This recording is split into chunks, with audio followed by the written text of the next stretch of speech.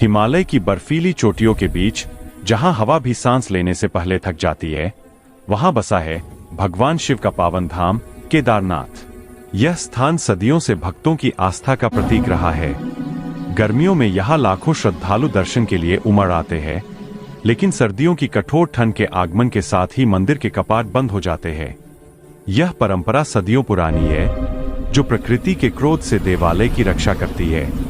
लेकिन 2025 की वह ठंडी शाम, जब कपाट बंद होने की रस्म निभाई जा रही थी, एक ऐसा चमत्कार घटा जिसने न केवल मौजूद भक्तों को स्तब्ध कर दिया, बल्कि दूरदराज तक इसकी चर्चा फैल गई।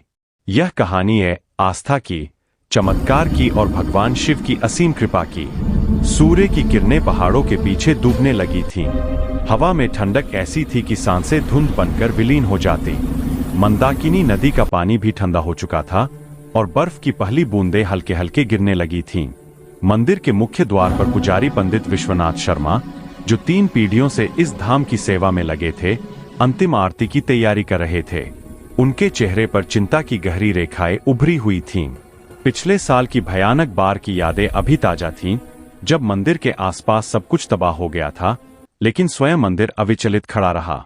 महादेव की लीला अपार है, वे मन ही मन बुदबुदाते। उनके साथ थे उनके युवा शिष्य ब्रह्मचारी अर्जुन सिंह, जो दिल्ली के एक प्रसिद्ध कॉलेज से आध्यात्मिक यात्रा पर यहां पहुंचे थे। अर्जुन की आंखों में उत्सुकता थी, लेकिन अनुभवहीनता के कारण थोड़ी घबराहट भी। मंदिर परिसर में करीब 100 भक्त इकट्ठे थे। उनमें से ज्यादातर स्थानीय गढ़वाली परिवार थे, जो हर साल इस पावन अवसर पर आते थे। एक बुजुर्ग दंपति केशव लाल और उनकी पत्नी लता देवी हर साल की तरह इस बार भी रुके हुए थे। केशव लाल की कमर में पुराना दर्द था, जो चलने फिरने में बाधा डालता था, लेकिन वे हंसते हुए कहते, भगवान ने बुलाया है तो दर्द क्या चीज है, महादेव की ज्योति सब ठीक कर देगी। लता देवी उनके हाथ थामे मुस्कुराती, उनकी आंखों में आंसू भरी श्रद्धा झलकती। पास ही एक युवा जोड़ा, राहुल और प्रिया, पहली बार यहां आए थे। राहुल एक सॉफ्टवेयर इंजीनियर था, जो शहर की भागदौड़ से तंग आकर इस शांति की तलाश में आया था। प्रिया ने कहा, यहां आकर लगता है जीवन की सारी थकान मिट गई। सूर्यास्त के ठीक समय पर आरती शुरू हुई। घंटियां गूंजीं, हर हर महादेव की जयकारें आकाश छूने लगीं। पंडित जी ने दीप प्रज्वलित किया और भक्तों ने दिए हाथों में थामे भजन गाए। ओम नमः शिवाय की ध्वनि पूरे परिसर में गूंज रही थी। कपाट धीरे धीरे बंद होने लगे। तभी दूर पहाड़ों से एक गहरी, रहस्यमय गर्जना सुनाई दी। यह ध्वनि बादलों की तरह नहीं थी, यह कुछ और थी, जैसे पाताल से उठी कोई प्राचीन पुकार। सभी भक्त एक दूसरे की ओर मुड़े। अर्जुन ने उत्सुकता से पूछा, गुरुजी, यह क्या था? भूकंप तो नहीं? पंडित जी ने सिर हिलाया, बेटा, हिमालय की गोद में कई रहस्य छिपे हैं, शायद देवताओं का संकेत। चलो, रात हो गई, नीचे उतर जाओ। अधिकांश भक्त विदा हो गए, लेकिन पंडित जी, अर्जुन और 2 सहायक पुजारी हरिदास और गोविंद राम रात भर मंदिर की देखभाल के लिए रह गए। बाहर बर्फबारी तेज हो चुकी थी। मंदिर के अंदर एक छोटी सी आग जल रही थी, जो ठंड से बचाव का एकमात्र स्रोत थी। अर्जुन ने चाय बनाई, गर्मागर्म अदरक वाली, जो हड्डियों तक गर्माहट पहुंचा दे। चारों लोटे के इर्द गिर्द बैठे बातें करने लगे। पंडित जी ने कहा, केदारनाथ शिव का हृदय है, यहां हर पत्थर में उनकी लीला बसी है। हरिदास ने शेषनाग की प्राचीन कथा सुनाई। शेषनाग भगवान विष्णु के शय्या स्वरूप है, लेकिन शिव के परम भक्त भी। जब कोई संकट आता है, वे जाग उठते हैं। पुराणों में लिखा है कि केदारनाथ पर कभी विपत्ति आई तो शेषनाग ने अपनी फनाओं से मंदिर को ढक लिया। अर्जुन हंस पड़ा, गुरुजी, ये तो पुरानी लोक कथाएं लगती है। आज के विज्ञान के युग में, गोविंद ने कहा, बेटा, विज्ञान तो प्रकृति का एक हिस्सा है, लेकिन चमत्कार उसका दूसरा रूप। मध्य रात्रि को हवा अचानक बदल गई।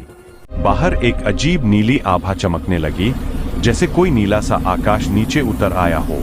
चारों लालटेनें थामे बाहर निकले। मंदाकिनी नदी के किनारे बर्फ की चादर पर एक विशाल सर्पाकार छाया उभर रही थी। उसकी लंबाई 100 फीट से अधिक लग रही थी। 7 फनें धीरे धीरे फैलने लगीं और नीली आंखें चमक उठीं। हवा में एक ठंडी सिहरन दौड़ गई। पंडित जी फुसफुसाए, शेषनाथ। शेषनाग। भक्तों के रोम रोम खड़े हो गए। यह कोई भ्रम नहीं था, यह वास्तविक था।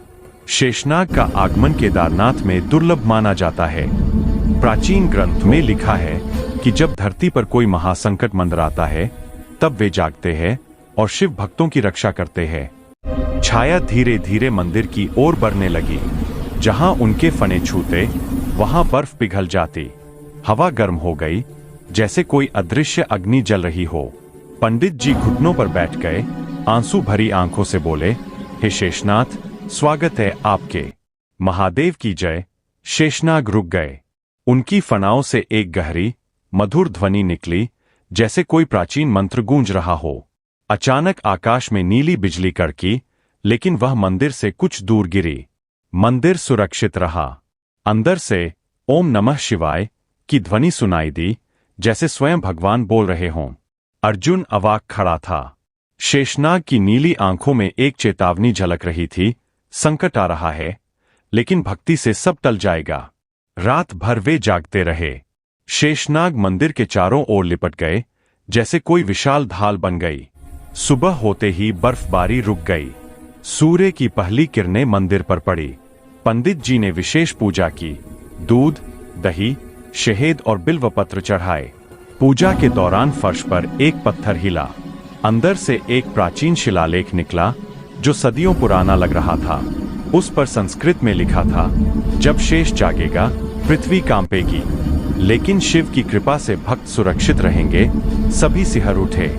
यह संदेश सीधा था, संकट नजदीक है। सुबह कुछ भक्त लौट आए। केशव और लता देवी को रात में सपने में शेषनाग के दर्शन हुए थे। वे चढ़ाई चढ़कर आए। बाबा, क्या हुआ रात को? हमें तो सपने में नीली आंखें दिखीं। पंडित जी ने सारी घटना बताई। सभी अवाक रह गए। अर्जुन ने अपना मोबाइल निकाला, वीडियो बनाने की कोशिश की, लेकिन सिग्नल गायब था, जैसे कोई अदृश्य शक्ति इसे रोक रही हो। दोपहर तक इकट्ठे हो गए करीब 20 भक्त। शेषनाग अब मंदिर के द्वार पर लिपटे हुए थे। उनकी आंखें लाल हो गईं, जैसे क्रोध में। अचानक जमीन हिली, एक हल्का भूकंप। सभी डर गए, हाथ जोड़ लिए। लेकिन पंडित जी ने कहा, प्रार्थना करो महादेव। भूकंप रुक गया। शेषनाग अब गर्भगृह में लिपटे हुए थे। रात को भजन गाए गए।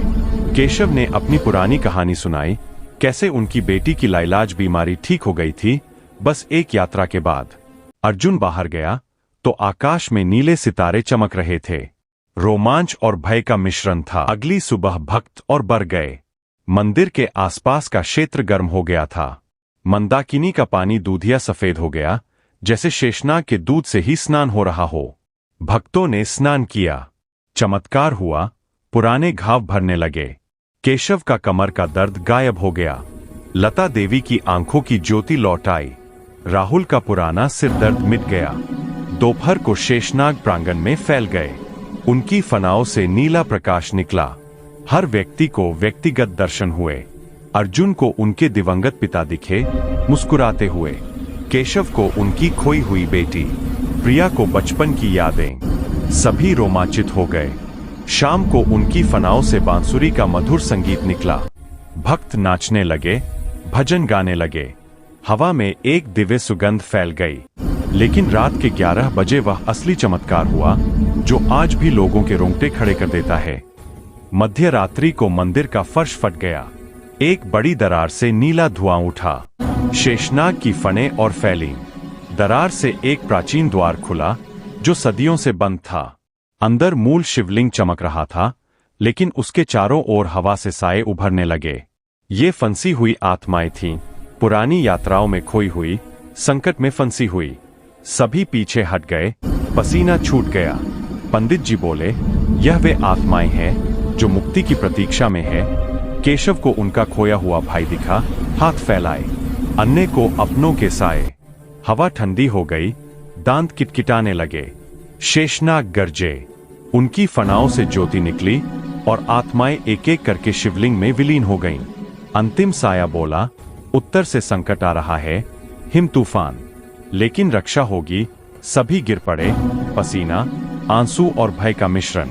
अर्जुन फुसफुसाया, यह रियल चमत्कार है।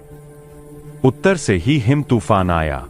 हवाएं 200 किलोमीटर प्रति घंटा की रफ्तार से चलने लगीं। मंदिर हिलने लगा। भक्त डर से कांपने लगे। पंडित जी ने तुरंत हवन शुरू किया, घी, समिधा और मंत्रों से। शेषनाग ने अपनी विशाल देह से मंदिर को भाल बना लिया। तूफान की चोटें उन पर लगीं, लेकिन अंदर गर्मी बनी रही। रात भर भजन गाए गए। हर हर महादेव की ध्वनि तूफान को चुनौती दे रही थी। सुबह होते ही तूफान थम गया। शेषनाग धीरे धीरे नदी की ओर सरक गए, जैसे अपना कर्तव्य निभा चुके हों। इस चमत्कार की खबर धीरे धीरे फैली। भक्तों ने अपनी अपनी कहानियां साझा की। केशव और लता देवी घर लौटे तो गांव वाले हैरान रह गए। अर्जुन दिल्ली लौटकर एक किताब लिखने की योजना बना रहे हैं। पंडित जी कहते हैं, आस्था रखो, महादेव सब संभाल लेंगे। यह घटना साबित करती है कि हिमालय के इस कोने में चमत्कार अभी भी जीवित है। अगर आप भी महादेव के सच्चे भक्त हैं, तो इस कहानी को अपने दोस्तों, परिवार और रिश्तेदारों के साथ साझा करें। हर हर महादेव, जय भोलेनाथ।